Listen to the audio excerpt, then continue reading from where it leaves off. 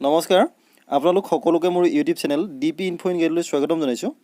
এই ভিডিঅ'টোত শিক্ষকসকলৰ বাবে অহা এক বিশেষ ডিউটি সম্পৰ্কীয় নিৰ্দেশনা এটাৰ ইনফৰমেশ্যনখিনি চমুকৈ জনাবলৈ চেষ্টা কৰিম। আপোনালোকে থাম্বনেইলখন দেখি ইতিমধ্যে নিশ্চয় বুজিব পাৰিছে।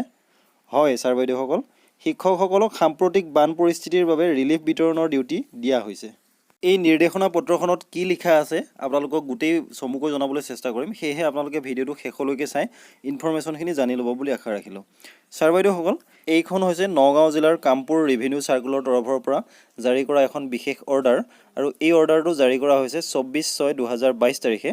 ইয়াত লিখিছে, in view of ongoing flood season and better management of the relief distribution of the flood affected villages, the following officials are hereby entrusted with Gram Pradhan for smooth functioning of distribution of relief materials as shown against their name in the list mentioned below.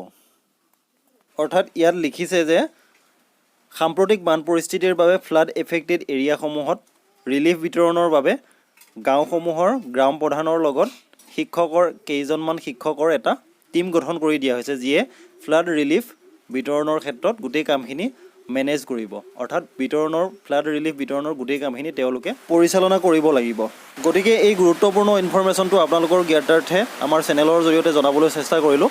এইটো হৈছে নগাঁও জিলাৰ Kampur revenue চাৰ্কুলৰ তৰফৰ পৰা প্ৰকাশ কৰা এটা বিশেষ জাননী বা অৰ্ডাৰ।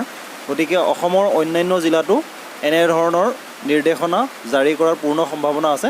গতিকে ছাৰ বাইদেউসকল, শিক্ষা বিভাগৰ তথা শিক্ষকৰ লগত জড়িত সকলো ধৰণৰ ইনফৰমেশ্যনৰ বাবে চাই থাকিব ইউটিউবত আমাৰ channel DP info and guide. ধন্যবাদ।